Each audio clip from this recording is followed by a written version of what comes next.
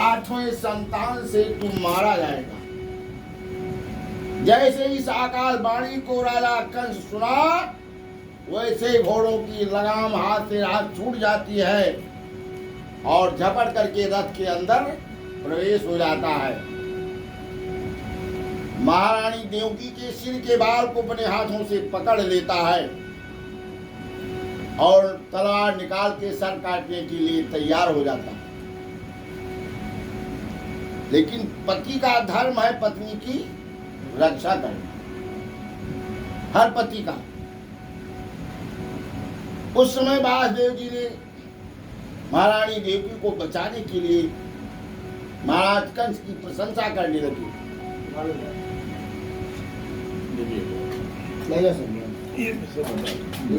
राजन, आप क्षत्रिय हैं और क्षत्रिय का ये धर्म नहीं है किसी अबला पर हाथ उठाने का। आप अधर्म करने जा रहे हैं। कहा मैं दूसरी शादी आपका करवा दूंगा, लेकिन इससे मेरा शत्रु पैदा होगा तो ना रहेगा बांस और ना बजेगी बांसी, ना देवकी रहेगी, ना 8वां संतान पैदा होगा। इसलिए मैं देवकी को नहीं छोड़ूंगा। हर तरह महाराज वासुदेव जी ने राजा कंस को समझाया। जब किसी तरह वो देखा कि नहीं मानेगा ये दुष्ट, तो वहां वासुदेव जी ने फिर दिमाग लगाया। कहा देवकी से तुम्हारा कोई बैर नहीं, देवकी से तुम्हारा कोई बैर नहीं है, तुम्हारा बैर तो इसके संतान से है। इसलिए मैं आपसे वादा करता हूं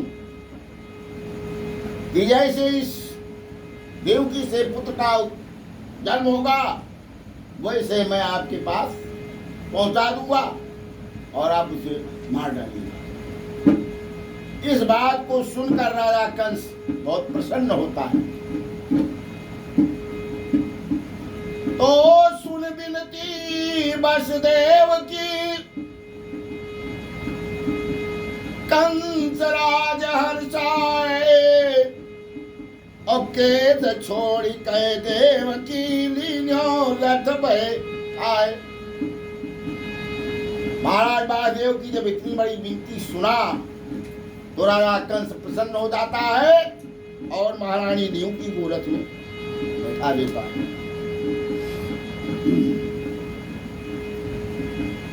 इस तरह कुछ दिन बीतने के बाद महारानी देवकी से प्रथम पुत्र का जन्म होता, और जैसे वो संतान जन्म लेता है, वैसे नार व्यवहार के समेत महाराज वासुदेव जी उस पुत्र को लेकर के और राजा कंस के पास लाकर पहुंच जाते हैं। और राजा कंस जब उस नन्हे बच्चे को देखा, उस छोटे से बच्चे को देखकर राजा कंस को दया आ गई। कहा मेरा शत्रु तो 8वां बालक है, इससे मेरा कोई बैर नहीं है। इसलिए वासुदेव जी तुम इस बच्चे को वापस ले जाओ। भगवान वासुदेव जी बहुत खुश हुए और जैसे बालक को लेकर वो वापस होते हैं, उसी समय वहां नारद भगवान पहुंच जाते हैं राजा कंस के पास। भारी राजन, तुमने ये क्या किया?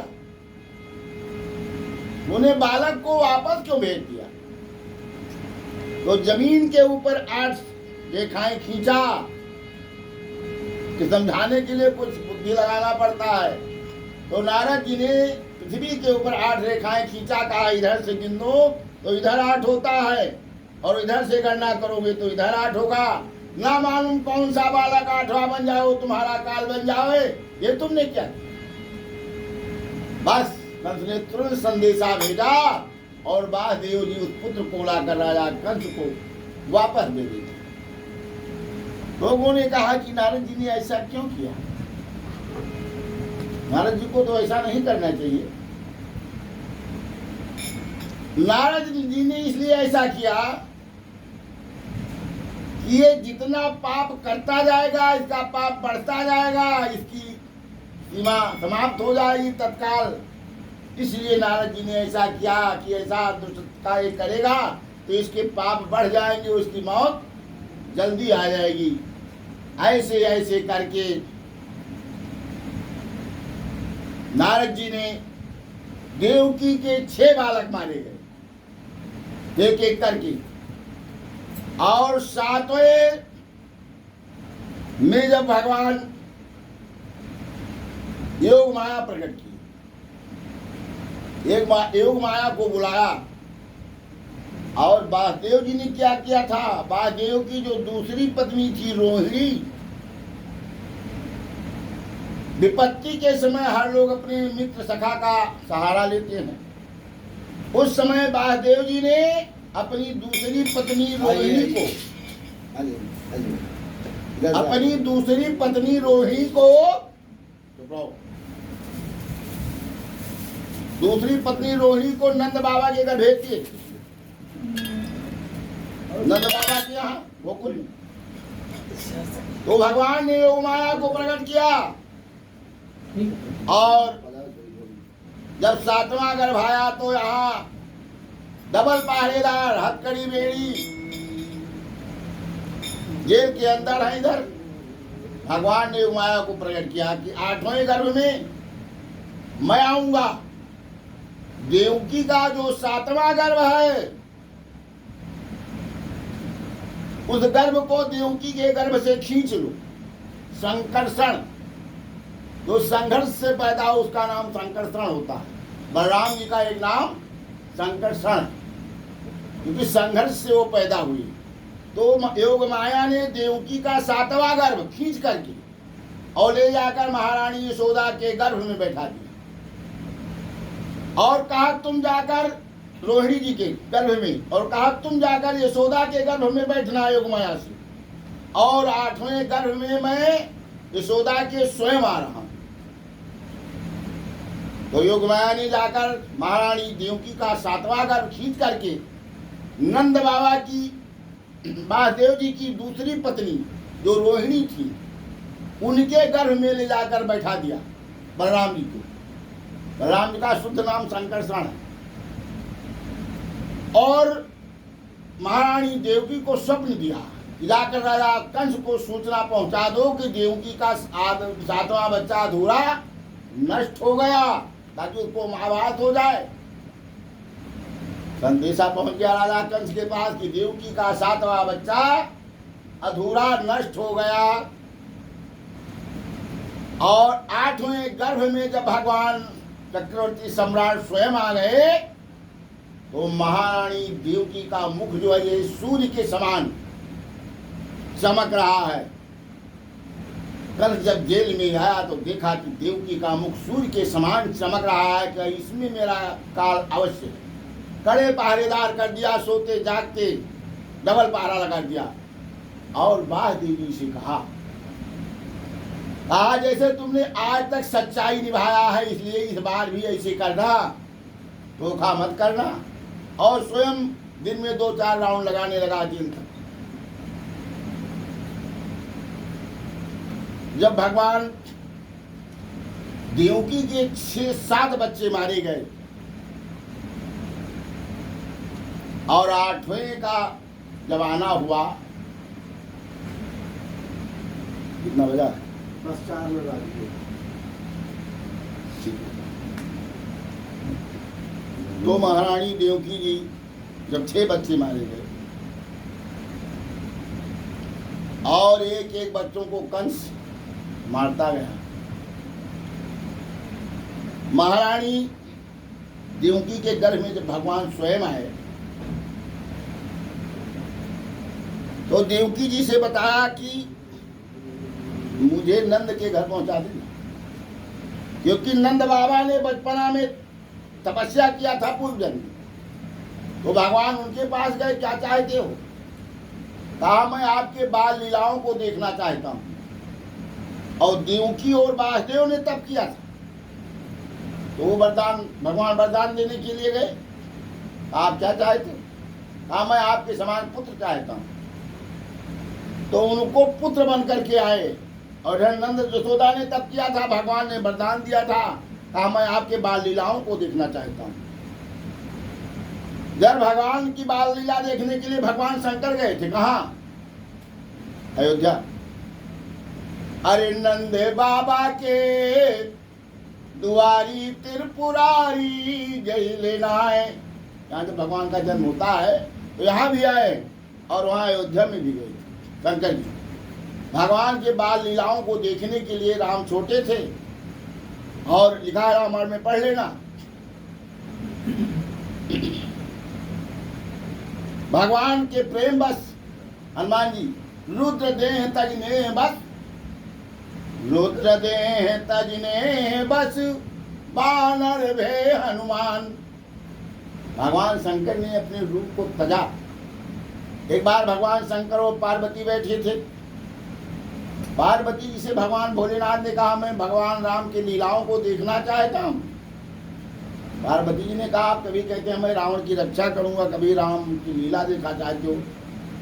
कहा रावण ने मेरे 10 रुद्रों का पूजन किया, 11वें रुद्र का अपमान हुआ है, इसलिए मैं रावण की रक्षा नहीं भी कर सकता हूँ, लेकिन मैं भगवान के बाल लीलाओं को देखूंगा। तो भगवान स्वयं अंजनी के गर्भ से भगवान शंकर हनुमान के रूप में प्रकट हुए, पैदा हुए, और स्वयं नाचने वाले और स्वयं नचाने वाले बाजीगर बन गए और नाचने वाले स्वयं। तो शंकर जी लेकर के राम के दरवाजे, महाराज दशरथ के दरवाजे पे गए बंदर का नाच करने के लिए। ये हनुमान बाबू की कथा है। राम छोटे थे तो बंदर का नाच महाराज दशरथ के चक्रवर्ती सम्राट थे, और राम छोटे थे, खड़े खड़े देख रहे थे भगवान शंकर की लीला, और मन ही मन राम मुस्का रहे थे। तो जब बंदर का खेल नाच समाप्त हो गया तो राम खेलते खेलते पहुंच गए उस बंदर के सर पे, ऐसे हाथ रखा और रोने लगे, कहा मैं बंदर लूंगा, ये बंदर लूंगा। तो बाजीगर ने कहा, भगवान महाराज दशरथ ने कहा भाई बंदर, इस बंदर से मेरी रोजी चलती है, मैं बंदर बेचूंगा नहीं। कहा मन इच्छा पैसा ले लो, लेकिन इस बंदर को दे दो मेरे बालक। लीला था भगवान की। तो पैसा निश्चित हुआ, बंदर की जोड़ी लेना हुआ, पैसा देना हुआ, तो बाजीगर विलीन हो गया, पता ही नहीं कहाँ चला गया, और हनुमान जी अयोध्या में रह गए। इसी में प्रमाण है, जब भगवान सीता जी का खोज कर रहे थे वहाँ पंपापुर, तो सुग्रीव ने कहा हनुमान देखना तुम जाकर, हनुमान देखना तुम जाकर, 2 पुरुष उधर से आते हैं, हर दोनों ही तब सी तेज सोई, नरसिंह समान चुहाते हैं। यद्यपि न बलवाल भ्रात, यद्यपि न आ सकता है, लेकिन मैं जब तक दुनिया में हूँ वो चैन नहीं पा सकता है। इसलिए प्रथम चतुराई है, सब सही पता तुम ले लेना, और यदि हो मेरा संदेश सही तो मुझे इशारा कर देना, ही पहाड़ छोड़ भाग जावे हो। तो बाली ने कोई गुप्तचर भेजा हो। तो विप्ररूप धरि कपिता गए, माथ नाय पूछत कुशलयु, कठिन भूमि हरि कोमल पद गामी, कमन है तु बन विचारो। स्वामी बोले रामचंद्र भगवान स्वयं आए, और भादों का महीना था, तिथि अष्टमी थी, रोहिणी नक्षत्र था, सब भय अनुकूल, सब ग्रह नक्षत्र सब अनुकूल हुई। उस समय भगवान का जब प्रकट होते हैं तो देवकी ने जब उस बालक को देखा तो ममता पैदा हो गया। भय प्रगट कृपाला दीन दयाला,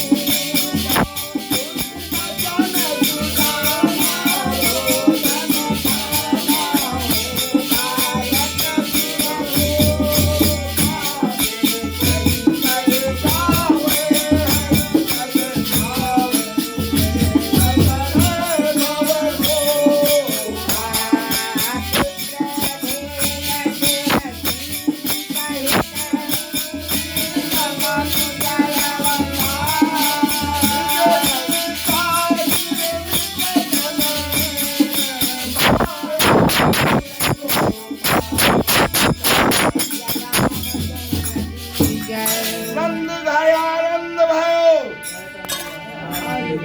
नंद घाय आनंद भयो।